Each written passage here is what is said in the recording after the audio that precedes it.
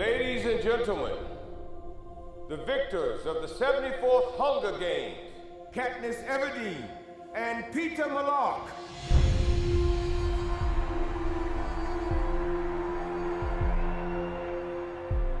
Jennifer, I feel like Katniss has basically post-traumatic stress disorder at the beginning of this movie. She's having so much trouble reacclimating to her life. Do you see it that way? Yeah, of course. We both spoke to specialists on PTSD before we started the movie, because that is a huge part of the story, that they survived, but with what? You know, they are both struggling with bad PTSD. How would you describe the difference in the way Peeta's able to deal with it compared to Katniss?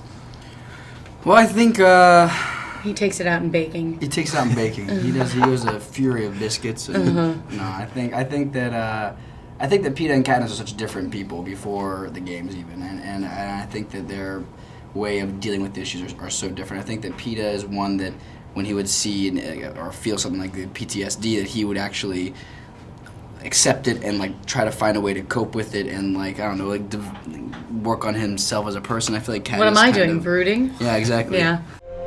She just wants to save her skin. Simple as that. She has become a beacon of hope for them. So she has to be eliminated. What do you think? I agree she should die, but in the right way, at the right time. Donald, if you're driving around LA, you see on the buses, one of the taglines for Catching Fire is, "Remember who the enemy is." I want to know from the person who plays President Snow, do you think it's your character? No. Who is it instead?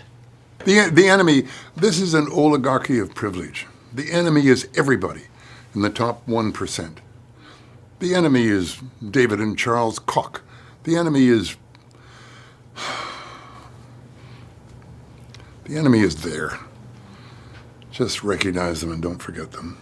Yesterday I did the Google Hangout with you guys, and Francis, the director, said that the most dangerous group together on set was you, Woody, Josh, and Jen.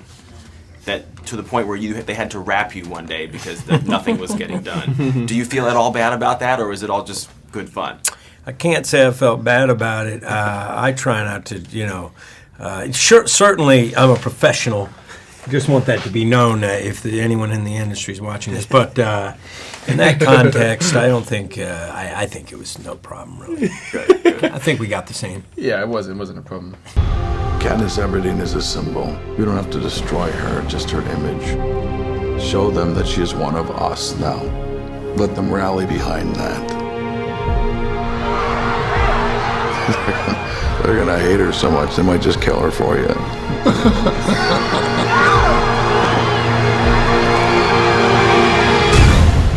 If there were to have been a competition between your two characters and Katniss as far as who looks the most fabulous, how would the winner have been determined and who would have won?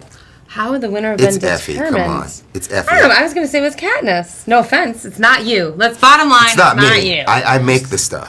You know what I mean? That's true. But here's what I would have said. Okay. I would have said you, Cinna, would have determined it, and you already determined Effie. Well, thank you. No, Katniss is amazing, and yes, I Yes. make amazing dresses for You her. do. Cinna makes amazing dresses for her, and not only that, makes great You're like statements. A style star.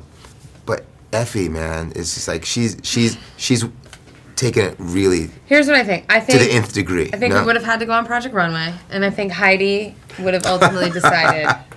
So you guys are not only the newest cast members, you're kind of the nakedest cast members too. Yeah, we're new and nude.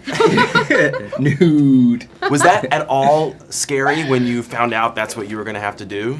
I was definitely hugely intimidated after reading the books and knowing in what sort of shape I needed to be. Yeah, there was a big pressure on my shoulders. I don't know. I don't think I was as worried. I feel like, I don't know. I was kind of just stoked to like dig in there and like get lost a bit.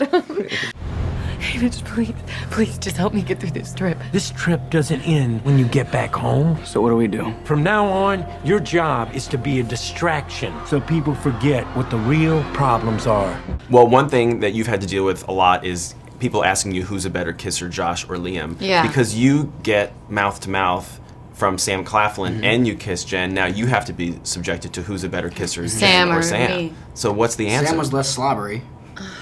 I know we're always talking about I it. was but it's true. crying. I was It's- drooling and I know, but snotting. the bottom line is he was less slobbery. I can't say he was No. better. That's all right. No, Jen Who cares about did you a more? Good job.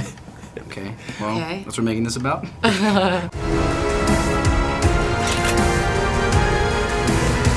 ahead. Her entire species must be eradicated. Her species, sir. The other victors. Because of her, they all pose a threat. Because of her, they all think they're invincible.